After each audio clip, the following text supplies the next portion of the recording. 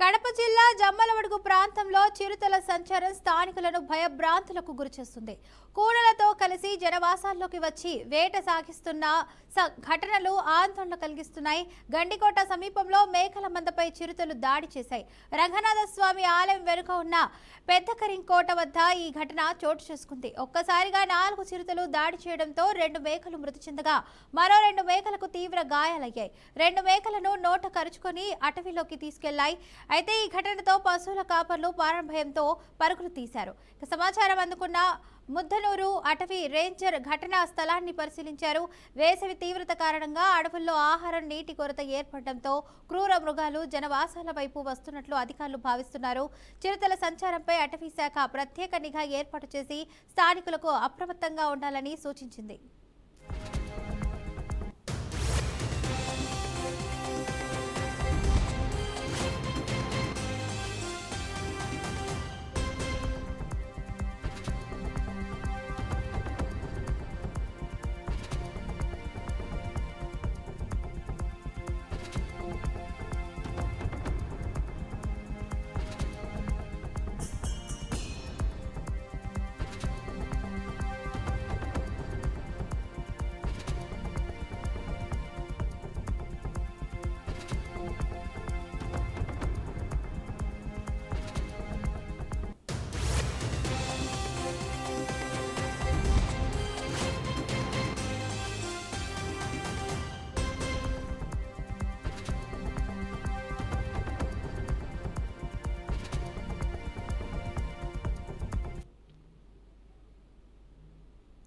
Industrial park బాధిత రైతులను కలిసేందుకు పరిగి వెళ్తున్న BRS deputy floor leader Harish రావును పోలీసులు అప్పా జంక్షన్ వద్ద అడ్డుకుని శంషాబాద్ పోలీస్ స్టేషన్ కు తరలించారు. ఆయనతో పాటు మాజీ మంత్రులు సబితా ఇంద్రారెడ్డి, ఎర్రబెల్లి దయాకర్ రావును స్టేషన్ కు తీసుకెళ్లారు. ఈ సందర్భంగా హరీష్ రావు మాట్లాడుతూ సీఎం రేవంత్ రెడ్డి పాలన రాక్షస పాలనగా మారిందని విమర్శించారు.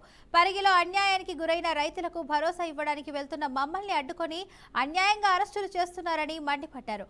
అనంతరం మాజీ మంత్రి సబితా ఇంద్రారెడ్డి మాట్లాడుతూ కష్టాల్లో ఉన్న రైతులను పలకరించడానికి కూడా వెల్లడివ్వడం లేదని ఆగ్రహం వ్యక్తం చేశారు.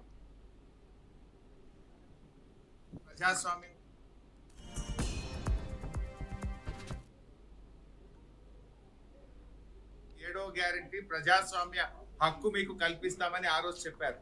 కానీ ఈ రాష్ట్రంలో పరిస్థితి ఏంటంటే ప్రతిపక్షాలు కనీసం ధర్నాలకు వెళ్ళొద్దు, రైతుల్ని పరామర్శించొద్దు, ప్రతిపక్షాలు ప్రశ్నించొద్దు, ప్రశ్నిస్తే మీకు అరెస్టులు, మీ మీద ఎంక్వైరీలు, విజిలెన్స్ ఎంక్వైరీ వేస్తాం, సిఐడి ఎంక్వైరీ వేస్తాం, కమిషన్లు వేస్తాం అని ప్రతిపక్షాల మీద ఎదురుదాడికి ప్రభుత్వం పాల్పడతా ఉంది.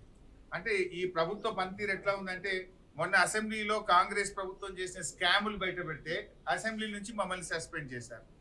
ఈరోజు పరిగిలో మరి కన్నీరు మున్నీరుగా విలపిస్తున్న రైతుల్ని పరామర్శించడానికి మేము వెళ్తా ఉంటే ఈ రోజు మమ్మల్ని అరెస్ట్ చేసి శంషాబాద్ పోలీస్ స్టేషన్లో పెట్టారు. అంటే ఈ రాష్ట్రంలో ఒక నిర్బంధ పాలన జరుగుతూ ఉంది. ఈ రాష్ట్రంలో రేవంత్ రెడ్డి పాలన ఎట్లా ఉందంటే గడీల పాలన, వేడీల పాలన, నిర్బంధాల పాలన, ఒక గుడ్డి పాలన నడుస్తూ ఉంది, ఒక పోలీస్ రాజ్యం నడుస్తూ ఉంది. ఇది ప్రజాస్వామ్యానికి అంత మంచిది కాదు. ఇవాళ మేము ఏమడుగుతా ఉన్నాం, మీరు ఏదైతే 2 పంటలు 3 పంటలు పండే భూముల్లో ఫ్యాక్టరీలు పెట్టాలని నోటిఫికేషన్ ఇచ్చారో దాన్ని రద్దు చేయండి. ఏదైనా పనికిరాని భూములు, సాగుకు పనికిరాని భూములు ఎన్నో ఉన్నాయి, అక్కడ పెట్టండి పరిశ్రమలు. ఇవాళ మీరు నోటిఫికేషన్ ఇచ్చిన భూముల్లో పాపం ఎస్సీ బీసీ రైతులు ఉన్నారు, పేద రైతులు ఉన్నారు, మంచిగా 2 పంటలు పండే భూములు ఉన్నాయి. గా భూములు ఎందుకు లాక్కుంటారనే మేము అడుగుతా ఉన్నాం. ఇవాళ మమ్మల్ని అరెస్ట్ చేయాల్సిన అవసరం ఏమొచ్చింది? మేము ప్రజాస్వామ్యబద్ధంగా ఆ ఊరికి వెళ్ళి ఆ రైతుల్ని ఓదార్చి రైతులకు భరోసా కల్పించడానికి, ధైర్యం చెప్పడానికి వెళ్తా ఉంటే ఇవాళ మమ్మల్ని అరెస్ట్ చేసి గొంతు నొక్కే ప్రయత్నం చేస్తున్నారు. ఇది ఎంతసేపు ప్రజాస్వామ్యం అనిపించుకోదు. నీ పాలన అంతా కూడా బోగస్ మాటలు, బోగస్ గ్యారంటీలు, అన్ని అబద్ధపు మాటలతో నువ్వు ఇవాళ కాలం వెళ్ళబుచ్చుతా ఉన్నావు. ప్రజాస్వామ్యం కోని అయిపోయింది.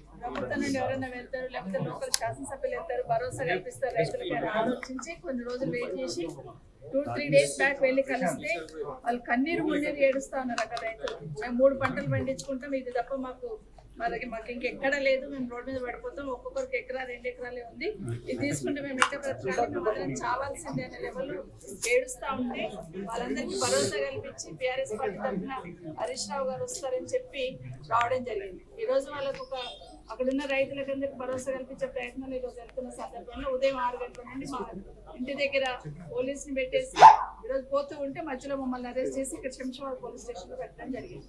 మేము అడుగుతా ఉన్నాము, అసలు ల్యాండ్ అవసరమే లేదు, ఎందుకు తీసుకుంటున్నారని ముఖ్యమంత్రి గారు అని అడుగుతున్నారు. ఎందుకంటే పక్కన కొడంగల్ పక్కనే పరిగి ఉంటుంది.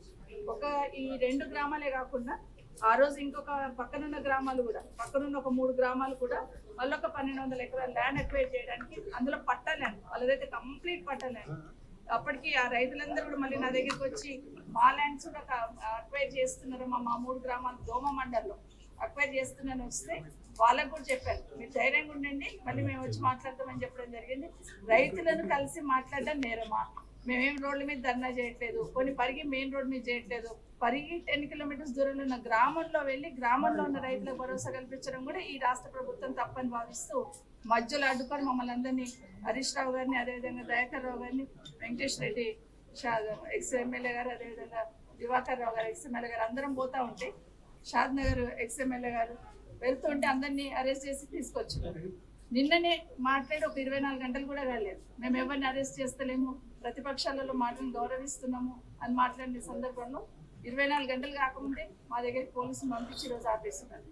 ఏం తప్పు చేసామని ఈరోజు అరెస్ట్ చేసి తీసుకొచ్చున్నారు. అక్కడ ఉన్న రైతులకు ఎందుకు కనీసం మీటింగ్ పెట్టుకుంటామని కూడా పర్మిషన్ ఇవ్వకుండా వాళ్ళను పోలీస్ స్టేషన్ లో కూర్చోబెట్టిన సందర్భం.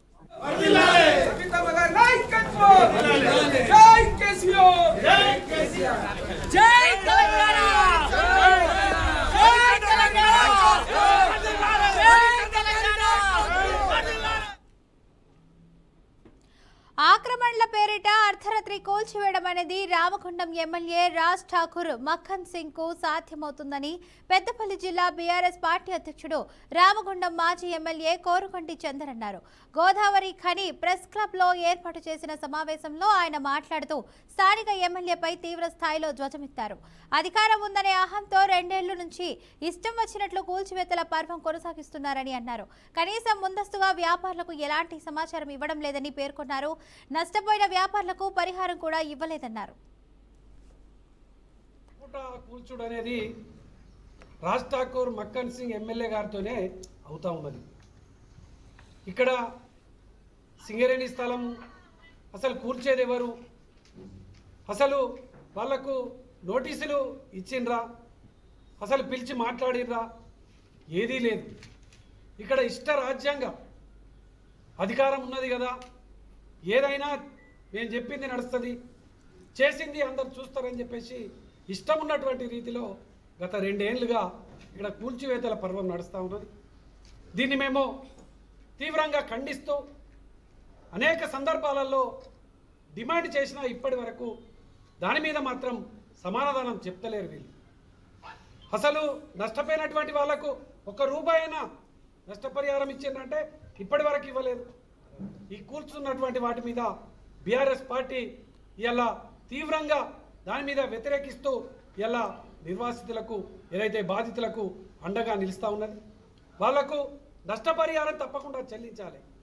ఇలా సింగరేణి స్థలంలో కడుతున్నటువంటి కట్టడాలకు సంబంధించి చిరు వ్యాపారస్తులకు పూర్తిగా ఉచితంగా వాళ్ళకు ఇచ్చేయాలని చెప్పేసి ఇలా బీఆర్ఎస్ పార్టీ డిమాండ్ చేస్తూ ఉన్నది. తప్పకుండా దీని మీద సింగరేణి యాజమాన్యం తగిన నిర్ణయం తీసుకపోతే తప్పకుండా సింగరేణి యాజమాన్యం మీద తీవ్రమైనటువంటి ఆందోళన కార్యక్రమాలకు బీఆర్ఎస్ పార్టీ తీసుకోబోతుందని కూడా ఈ సందర్భంగా తెలియజేస్తాం.